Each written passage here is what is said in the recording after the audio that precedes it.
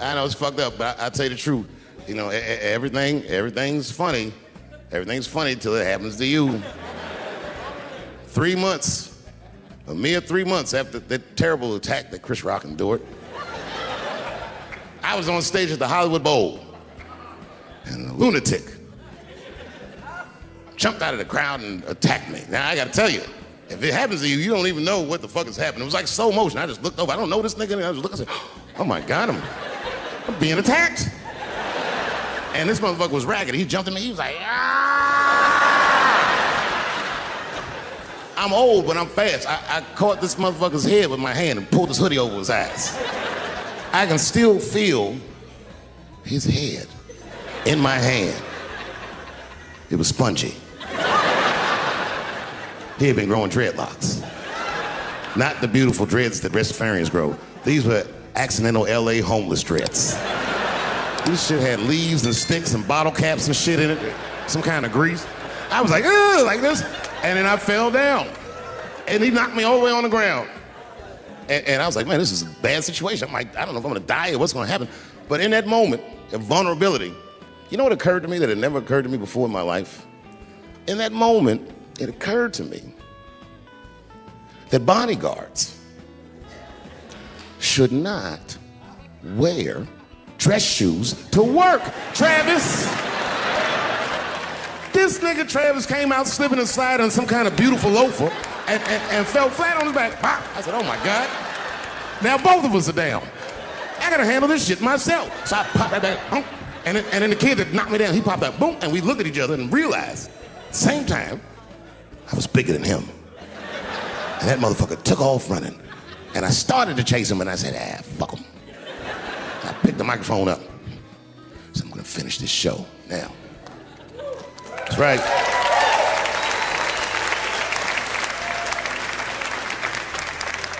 For 3 months before that, I'd been making fun of Chris Rock. And people would ask me all the time.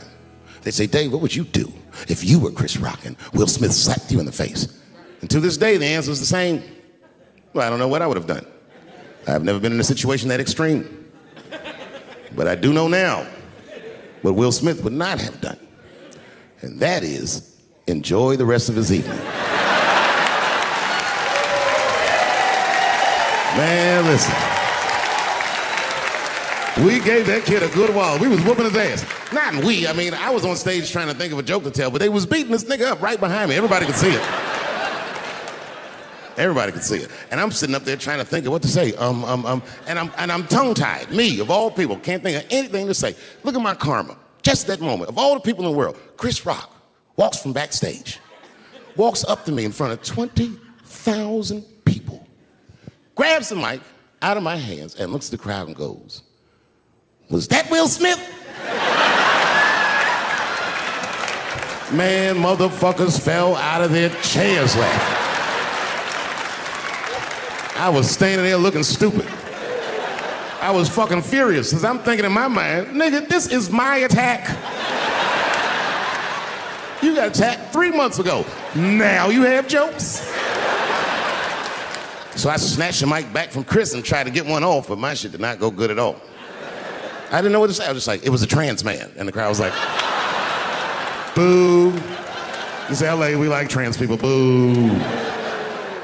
I know, I felt so bad. I felt so bad. But I know why he did it.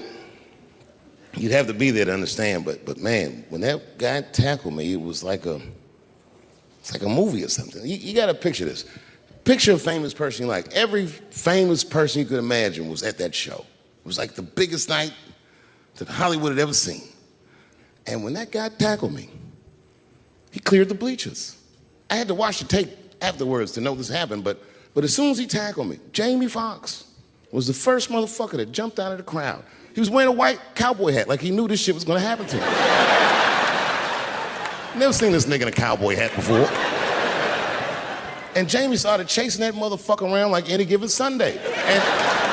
And that kid was fast as shit, was juking and shaking, and he broke Jamie's ankles, and he just kept running. And then Jon Stewart from The Daily Show ran from backstage and jumped at this motherfucker like Super Jew. He was like, ah! And the kid seen John coming, so he jumped back, and John went flying that way. And this kid was fast, and then he turned around. He sees the emergency exit. He starts running for the emergency exit. Just before he got to the door, motherfucking Puff Daddy from Bad Boy Records jumped in front of the door. That nigga was like,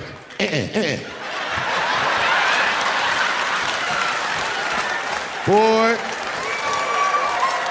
Puffy got that motherfucker. And then every celebrity just ran out because every celebrity saw themselves in me and they just started beating the fuck out of that kid. And I know Chris was backstage looking like, nobody helped me. Everybody hates Chris.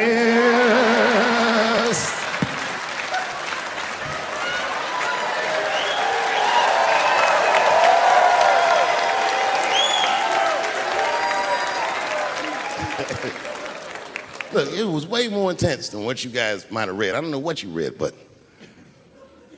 the kid, while we was beating on him, reached in his waistband, pulled out a .22 caliber pistol. That shit was mayhem. Everybody started screaming, oh my God, he's got a gun, he's got a gun. And then I got scared. I was in the back, but I was scared because I knew that everybody that was with me was armed. Yes, if they had shot and killed this kid on stage at the Hollywood Bowl, like I pay you to do, Travis,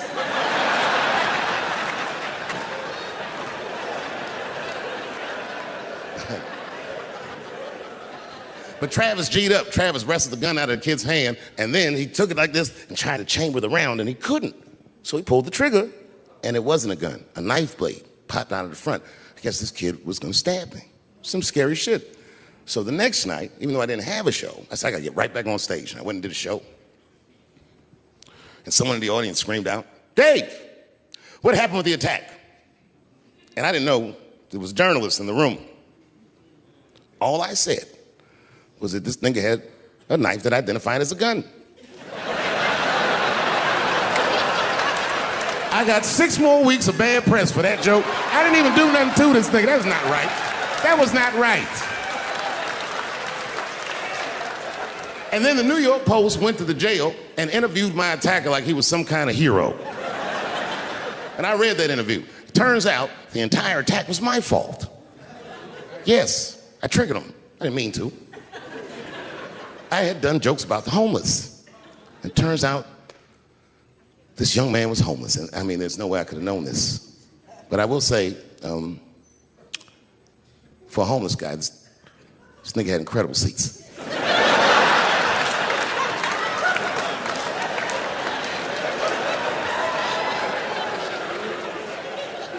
Oh, and they said I triggered him because I had done LBGTQ jokes, and it turns out this fellow was a bee.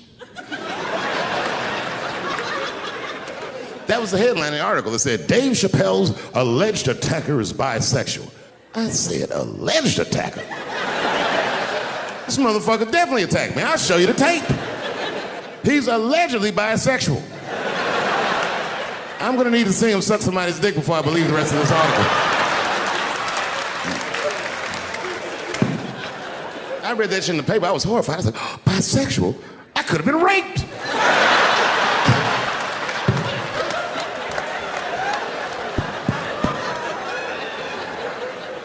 No, you know what though? It's not funny because after all that madness ensued, I went to the hotel room. I was by myself and I opened the door and my wife was in there alone. She was sobbing, like sobbing. I said, oh my God, what's wrong with you, bitch? Did you get attacked too?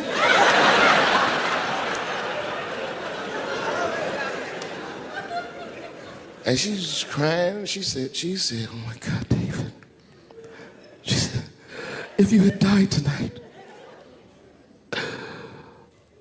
me and the kids would have nothing.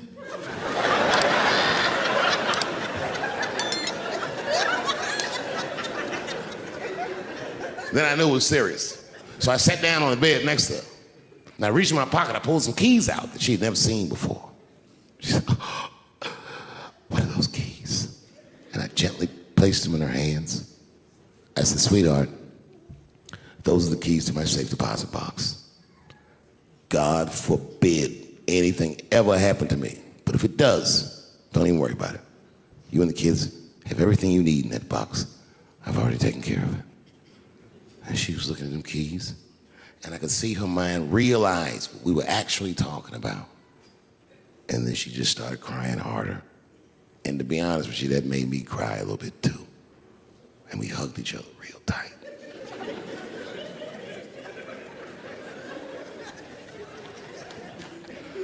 Do you know this bitch looked in the box while I'm alive and well?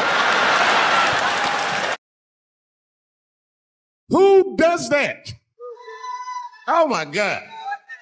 And then she was mad at me. She said, God damn it, David, I opened that box. I said, you did? She said, yes, I did. And there was nothing in there. I said, nothing. Oh. She said, nothing except your stupid joke book. I said, whoosh.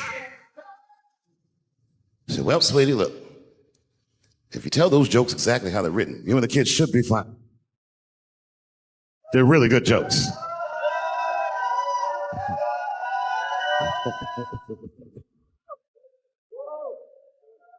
She's like, good jokes? What is this shit? Come join me in my watery grave. No, you gotta roll your throat. Join me in my watery grave.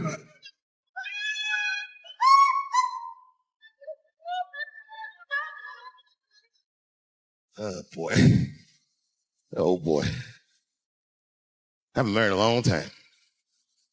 I have, man. You know, I talk a lot of shit about my wife, but I love her very much. In fact, you know, you guys wouldn't believe this about me. I'm a jealous husband. It's true. Yeah, let me tell you something. One time I thought my wife was cheating on me. Yes, nigga, yes. That was one of the worst days of my fucking life. I couldn't take it. And I'm embarrassed about it now, but I can talk about it. You know what I did? It's fucked up, but I did do this. I waited. I waited for her to fall asleep. And when I waited a long time, she's Asian. I couldn't tell if she was asleep or not. I was looking at her.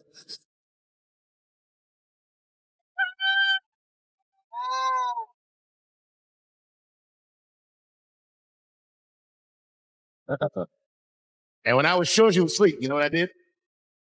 I stole the iPhone. Took it downstairs. Decided to find out downstairs. See if I could open it. Couldn't figure out the answer.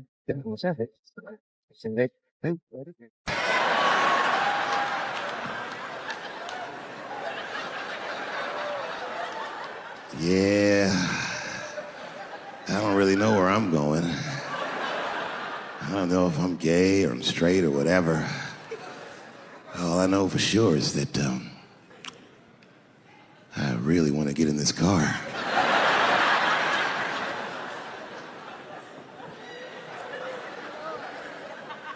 And they make him get in and sit in between the B's and the T's. I feel bad for T's, but they're so confusing. And it's not all my fault. I feel like they need to take some responsibility for my jokes. Because I didn't come up with this idea on my own. This idea that a person can be born in the wrong body. But they have to admit, it's a fucking hilarious predicament. It's really fucking funny. And if it happened to me, you'd laugh, wouldn't you? That wouldn't be funny if it happened to me? I think it would be. What if it did? What if I was Chinese, but born in this nigga body? That's not funny. And for the rest of my life, I had to go around making that face. Hey, everybody, I'm Chinese. And everyone get mad. Stop making that face. That's offensive. What? This is how I feel inside.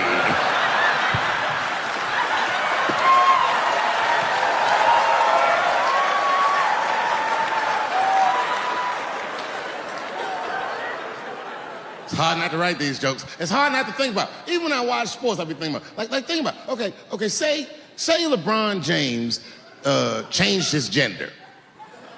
You know what I mean?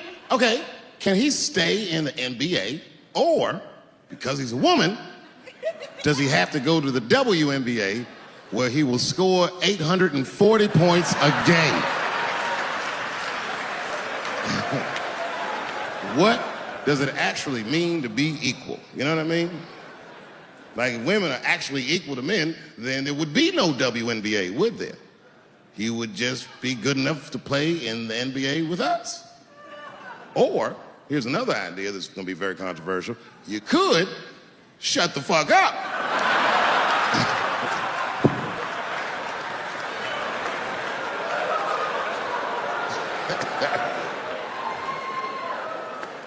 I'm sorry, ladies, I got a fucking Me Too headache. Y'all is killing me right now.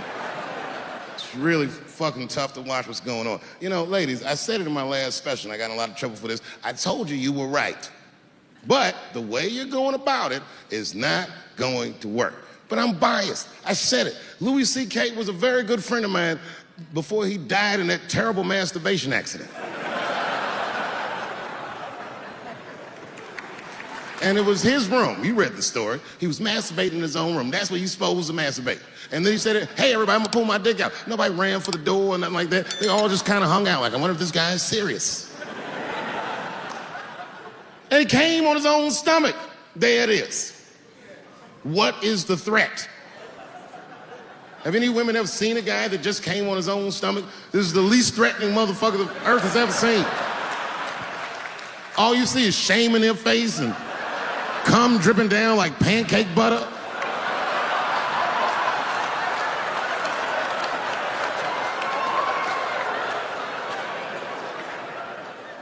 He didn't do anything that you can call the police for. I dare to try. Call the police on him. Hello, police? Yes, I am on the other line with comedian Louis C.K., and I think that he is masturbating while I'm on the phone.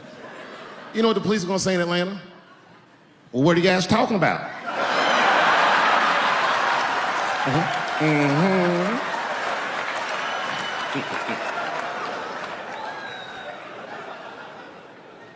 They ruined this nigga's life, and now he's coming back playing comedy clubs, and they acting like if he's able to do that, that's gonna hurt women. What the fuck is your agenda, ladies? Is sexism dead? No, in fact, the opposite happened. I said it was gonna get worse, and they said I was tone deaf. But 8 states, including your state, have passed the most stringent anti-abortion laws this nation has seen since Roe v. Wade. I told you. Now, I'll be real with you, and I know nobody gives a fuck what I think anyway. I'm not for abortion. Oh, shut up, nigga.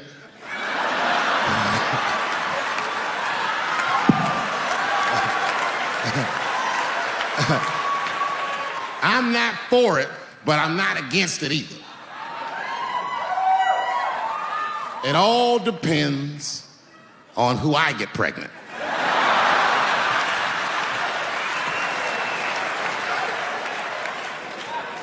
I don't care, I'll tell you right now, I don't care what your religious beliefs are or anything. If you have a dick, you need to shut the fuck up on this one. Seriously.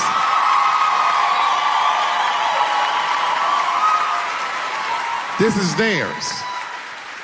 The right to choose is their unequivocal right. Not only do I believe they have the right to choose, I believe that they shouldn't have to consult anybody except for a physician about how they exercise that right.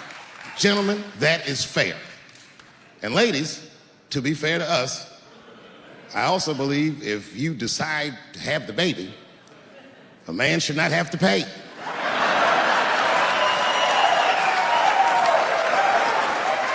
That's fair. If you can kill this motherfucker, I can at least abandon him. It's my money, my choice.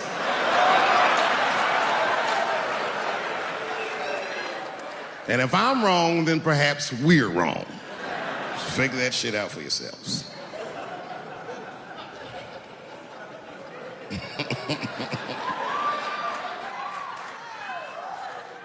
I mean, really, y'all, what the fuck are we doing? I can't live in this new world you're proposing. And meanwhile, while we're worrying about all this other shit, look at what's happening. They just killed another 12 people in a mass shooting in Virginia Beach. This shit's happening every week. It happens so much, I don't care anymore. I came home early from the road. I had a $12,000 suit on, because life's been going good. And I got home early, and dinner was cooking. You ever come home when dinner's cooking? Doesn't that smell good? And my son saw me, and he was like, Dad's home. And he got up from the table and ran over to give me a hug, but he had chicken grease all over his face. So I stiffed on him like, yo, my man. Wash these threads, son. This is an expensive suit. I don't want you to get the chicken grease all over me. And he was like, what the chicken grease? Dad, this is duck.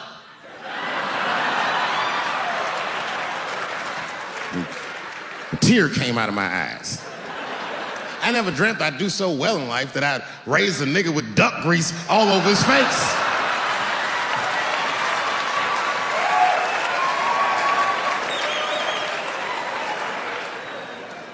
And we sat down, we just talked about everything. I was telling my wife about how my shows were going, and I told her my trans jokes, and she was like, oh, I hate that joke. And you know why she hates the joke? Because she's Asian.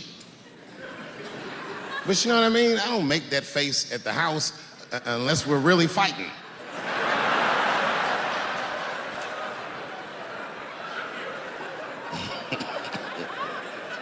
And me and her, like, we weren't arguing, but you know what I mean? She was just like, you need to stop doing that. And then I tried to change the subject. I go, how is school going, boys? And my sons tell me, well, we didn't have school today, technically. I'm like, well, what's going on? He said, well, there was like a school shooting drill.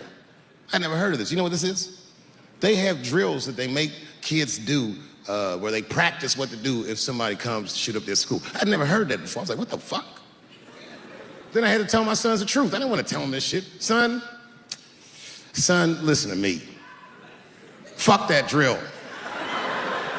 If somebody comes to your school and wants to shoot it up, I'm just gonna be honest with you. You probably gonna get shot, nigga. I'm just being real. You got a famous dad. I talk a lot of shit. They're gonna be gunning for you, little buddy. Just stay low and run in a zigzag pattern and don't try to save anybody, son. Do you understand me?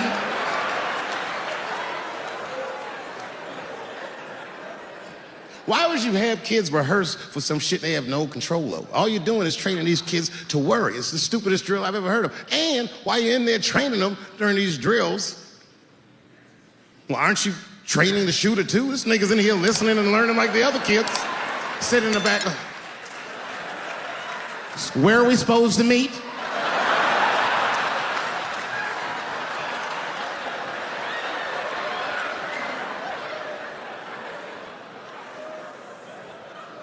If you're a parent, this shit is terrifying. This shit is real scary. All the parents is looking at each other crazy. Because we know as parents that one of us is raising the shooter. Just don't know which one of us it is. All we know for sure is that if you're a white parent, the chances that it's you is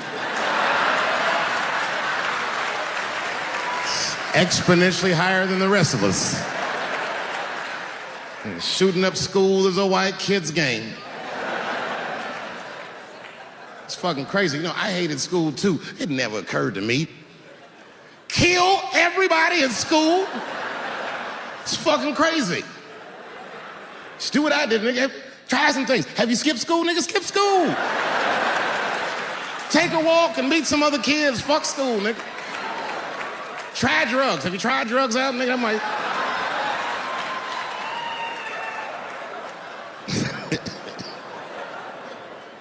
Some scary shit. I've given this a lot of thought. I don't see any peaceful way to disarm America's whites.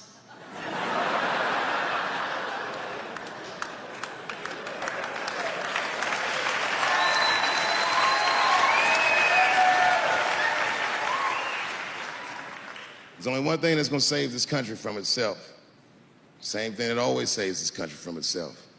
And that is African Americans. Right.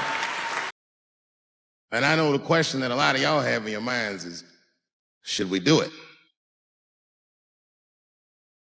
Yeah, fuck yeah, we should do it. Listen, no matter what they say or how they make you feel, remember, this is your country too. It is incumbent upon us to save our country. And you know what we have to do. This is a fucking election year. We got to be serious. Every able-bodied African American must register for a legal firearm.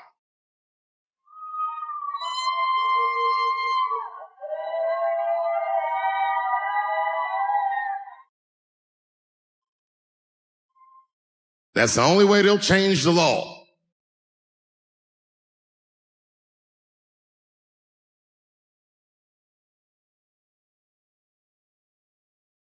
I hate guns, personally. I can't stand them. Yeah, but I have several. I don't want them, but I feel like I need them. Don't forget where I live. I live in Ohio. And anyone that knows anything about Ohio knows that even the word Ohio is an old Native American word. It means literally a land of poor white people.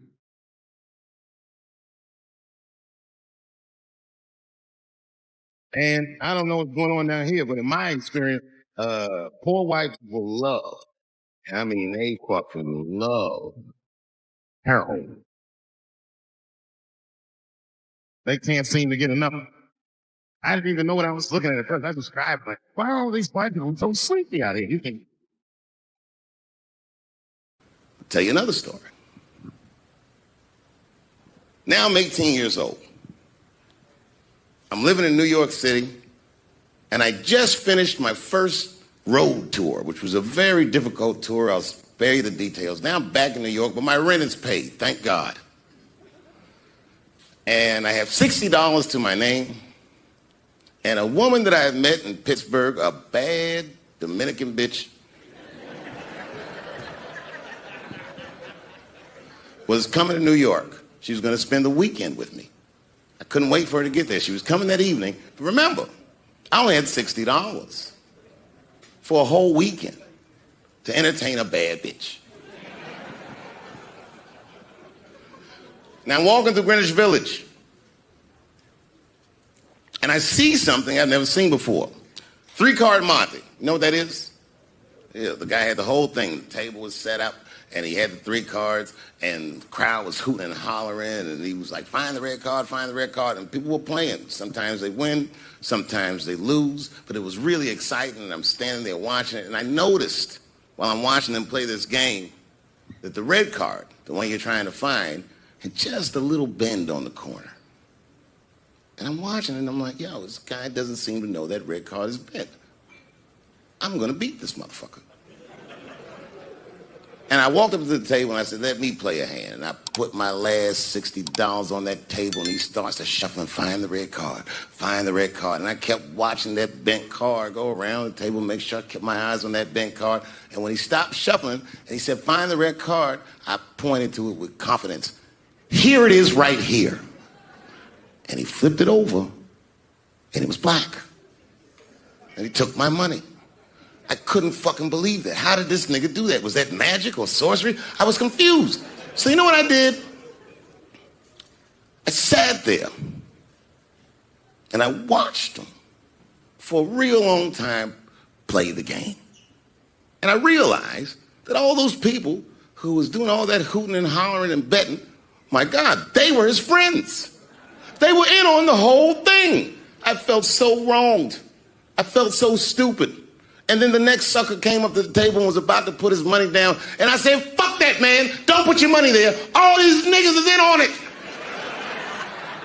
It's a trick. And when I said that, the guy that was dealing, and this motherfucker was huge, snatched me up by my collar. Feel how strong he was when he grabbed me. I was a skinny little guy. And he was going to maul me. The only reason he didn't, I'm sure, is because he saw the fear in my face. And that fear, he looked at me. I saw his eyes go from hard to soft. He softened. Then he looked at me like the way a father would look at a child. And he said to me, young man, don't ever come between a man and his meal. I never forgot that either. Most niggas would have to run the streets for years to learn a lesson that profound. It took me 2 seconds. Never get between somebody and their paper. Taking a man's livelihood away from him is akin to killing. Now it's their turn. This is their first nigga lesson, and I'm honored to give it to them. They're gonna pay me for this show. I called my agent. I said, is there anything I can do about this show? And he said, no. Well, fuck you too then. If you want something done right, I guess you got to do it yourself. So I'm not going to the agents. I'm coming to my real boss. I'm coming to you. I'm begging you. If you ever liked me, If you ever think there was anything worthwhile about me, I'm begging you, please don't watch that show. I'm not asking you to boycott any network. Boycott me. Boycott Chappelle's show. Do not watch it unless they pay me.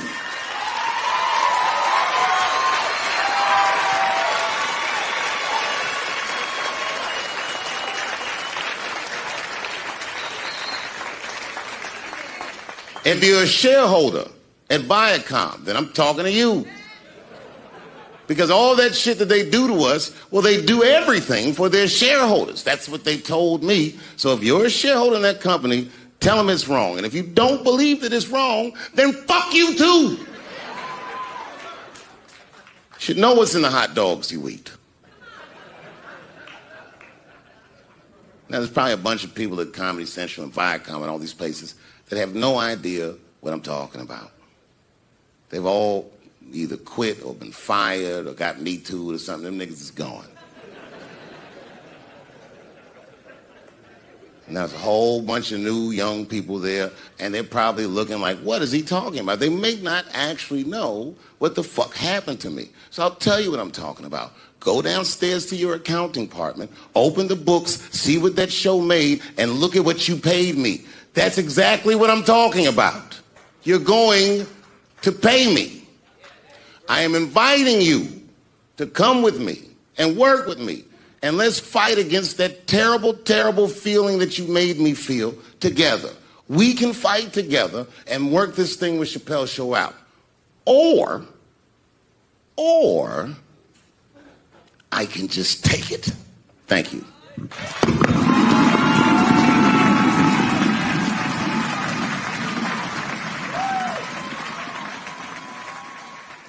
Though, it's not funny because after all that madness ensued, I went to the hotel room. I was by myself, and I opened the door, and my wife was in there alone. She was sobbing, like sobbing. I said, oh my God, what's wrong with you, bitch? Did you get attacked too?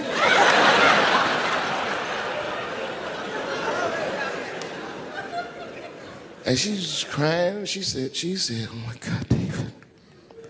She said, if you had died tonight,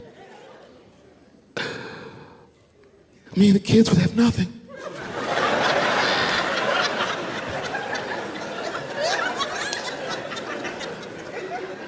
Then I knew it was serious. So I sat down on the bed next to her. And I reached in my pocket, I pulled some keys out that she'd never seen before. She said, oh, what are those keys? And I gently placed them in her hands. I said, sweetheart, those are the keys to my safe deposit box. God forbid anything ever happened to me. But if it does, don't even worry about it. You and the kids have everything you need in that box. I've already taken care of it. And she was looking at them keys, and I could see her mind realize what we were actually talking about. And then she just started crying harder. And to be honest with you, that made me cry a little bit too. And we hugged each other real tight.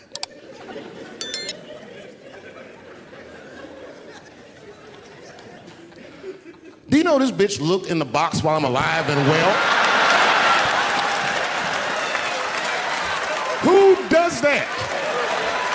Oh my God. And then she was mad at me. She said, God damn it, David, I opened that box. I said, you did? She said, yes, I did. And there was nothing in there. I said, nothing? Oh. She said, nothing except your stupid joke book. I said, whoosh. I said, well, sweetie, look. If you tell those jokes exactly how they're written, you and the kids should be fine. They're really good jokes.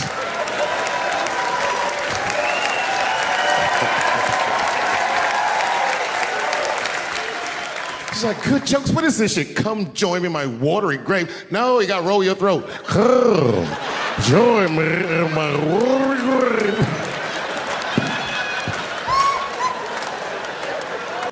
I've been married a long time.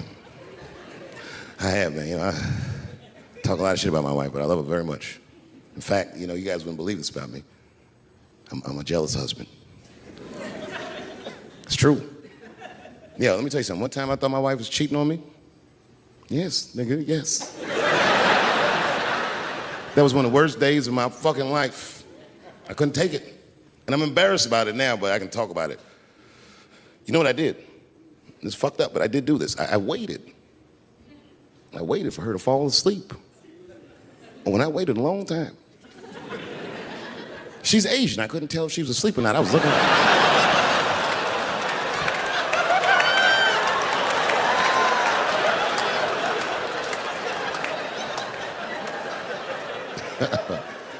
And when I was sure she was asleep, you know what I did?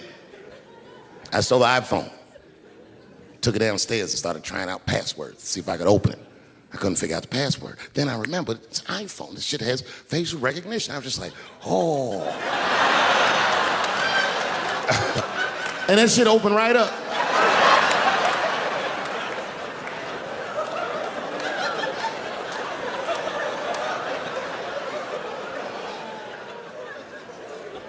And I saw a text message in there from a fella named Earl. I don't know anybody named Earl. I woke her up out of her sleep. I said, wake the fuck up. Who the fuck is Earl? And she said, David, what are you talking about? Oh, don't you play dumb with me, bitch. I done opened your phone. Who is Earl? And she said, oh my God, David. That's gay Earl from the hair salon.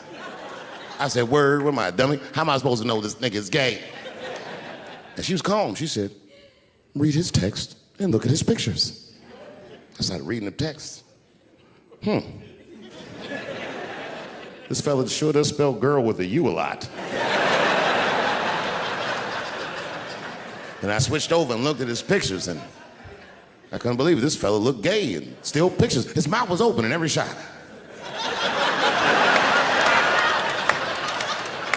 And then I knew she was telling the truth. And then I felt like dumb. I said, I'm sorry. I'm sorry. Okay, I'm sorry. Here, take your phone. I'm sorry. Just go back to sleep. I'm sorry. I guess I just been insecure because all this cheating I've been doing. Good night.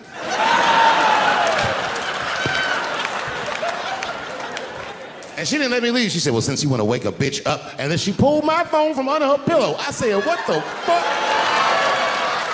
She said, who is this bitch in this picture? I said, how'd you open that phone? She said, it was easy, nigga. All I had to do was mash my nose and go like this, and then open right up. I said, what the fuck?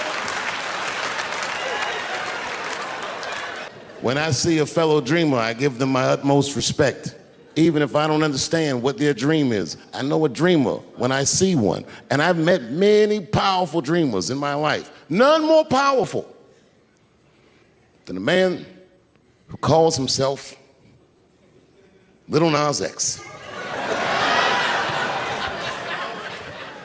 I met this nigga at a party. I had no idea who he was.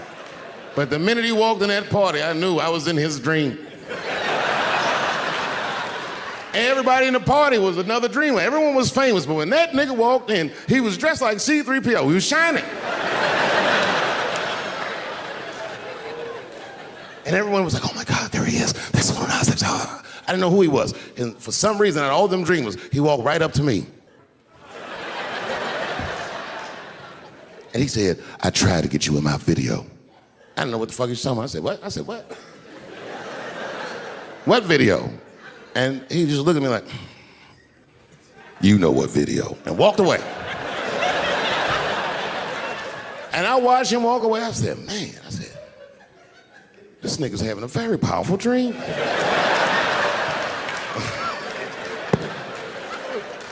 You know what it reminded me of? It reminded me of when we was in grade school. Remember in grade school, the teacher would ask everybody what they want to be? Timmy, what do you want to be when you grow up? And Timmy acted like he had an idea. He'd stand up, he'd say, I want to be a fireman. And the teacher would say, Timmy, that is a beautiful dream. But Timmy didn't mean it. Timmy said he wanted to be a fireman because deep down, Timmy's attracted to fire. And by the time he's 14 years old, this nigga's a full-blown pyromaniac, playing with kerosene and matches like a goddamn expert. And then one night he goes downtown with his buddies, fucking around with fire, and burns a warehouse down. And he doesn't know it, but there's 13 migrant workers from El Salvador, and they're in that motherfucker. They get trapped, and then they die in the fire. Isn't that a tragedy? That was an accident. He's only 14 years old, but he's black. So they try him as an adult. And Timmy ends up spending the rest of his life in jail. Dream deferred. Burp, burp.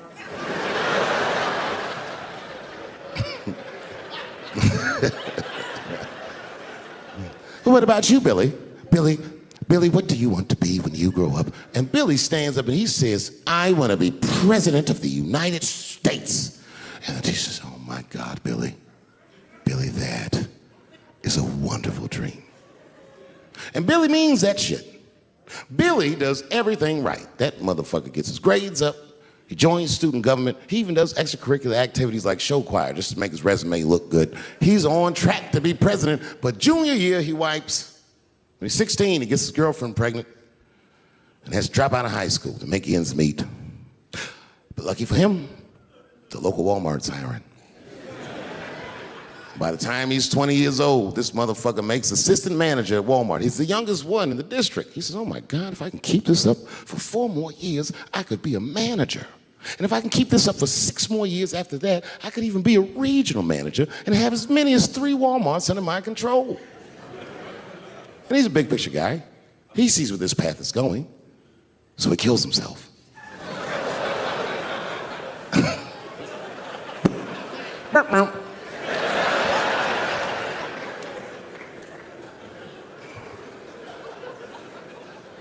What about you?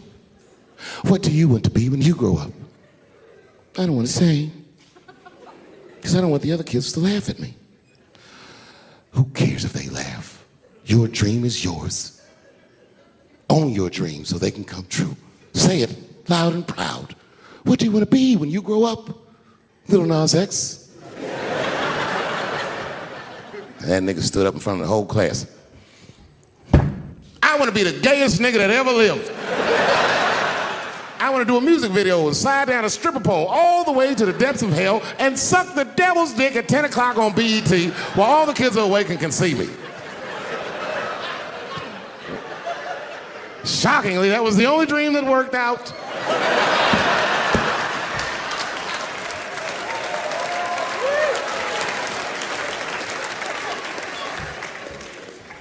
That's why I'm here tonight in the city where I built the dreams that I live, because I wanted to tell you all that they came true.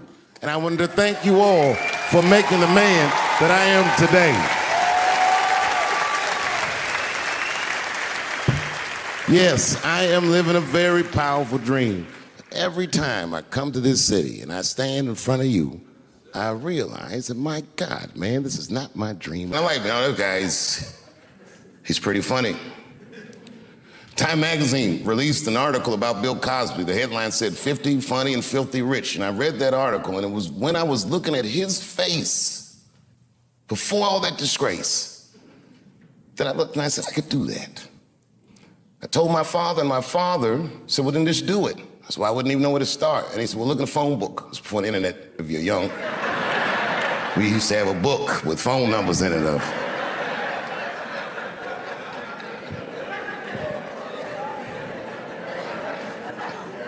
My father found for me the local comedy club in Washington, D.C. I called him. I found out when open mic night was, and I started to go there on Tuesday nights and just watch. And then one night I went on a weekend. I would get my money together and I would go to this comedy club and I would just watch these comedians, and sometimes they would talk to me. And I told one of the comedians after the show one night, I said, man, I really want to try to do this. And he said, well, he said, if you want to be a good comedian, you should know how to act. I said, why? He says, then explain it.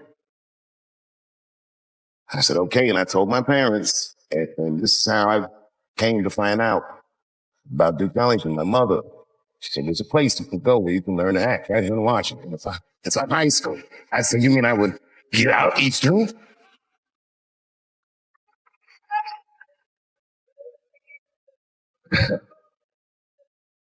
School year was already in full swing, and Ellington has the policy that they don't let people just come in the middle of the year. But Linda Grabot was the head of the theater department at the time. Very graciously took a meeting with me and my mother, and I get emotional and thinking about it. Anybody that went here,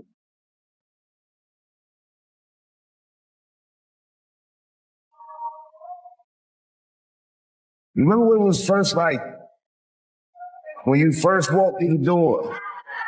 It was in the afternoon and everyone was in their arts classes and the girls had tutus on. And everyone was weird and walking around the hallway like you weren't sure where anyone was supposed to be, and you could hear people practicing their horns and shit all through the hallways. There was art bouncing off the walls. The minute I walked to the door, there was a gallery of all these children's work, and these pictures were amazing.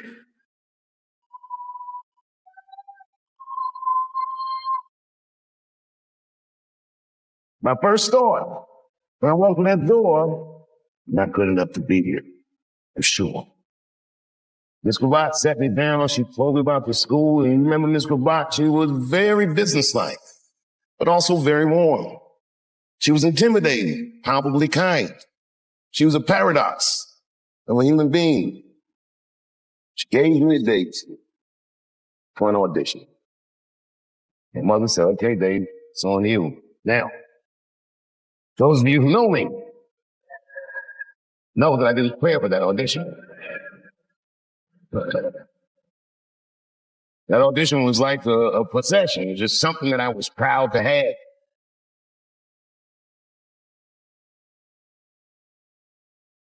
The days got close, I'm like, oh my God, I gotta get something together. I didn't even know how to do an audition. I'd never done it before. So I went, I said, what do I need? They said a monologue. So I looked up monologue.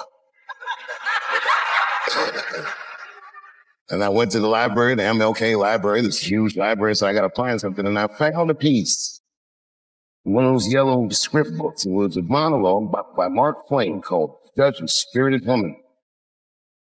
I learned it in a night. Got hard for me to memorize things.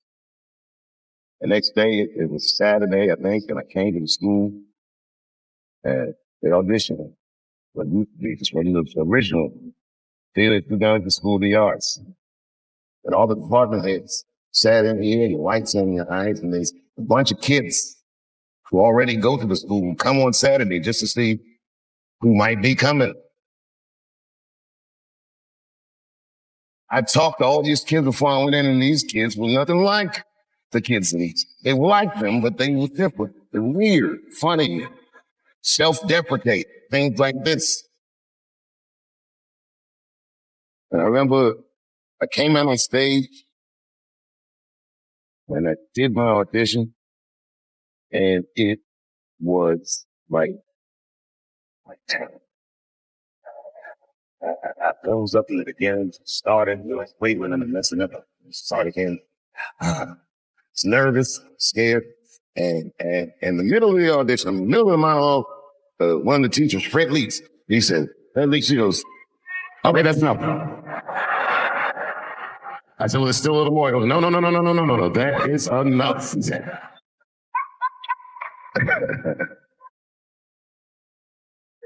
And I can't tell you, like, I was crushed. Without saying his disapproval, I knew it stunk. And I was right. When I walked in here, I knew I wasn't good enough to go to this school. And I thought to myself, fuck this school. That's stupid anyway.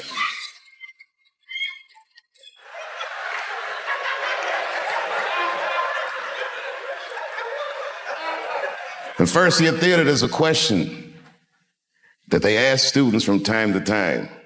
And it's a make or break question. And when you ask this question, you don't know. And the question is this. They say, why do you want to act? Now, if you say anything like, I want to be a star, you're not going to get in. I didn't know that. And I figured I already blew the audition, so I told him the truth. He said, why do you want to act? I don't. That's what I said. And they said, well, then why are you here? I said, because I want to be a comedian, and some comedian told me that if I want to be a good comedian, I need to learn how to act.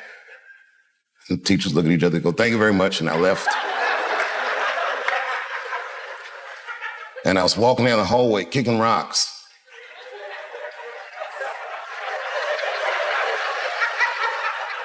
There was a kid that already went here. His name was Eko Handy. And Eko said, hey, man, I listened to him talking about you. I said, you did? He said, you're in. I said, what? He said, you're in. Well, it didn't make any sense.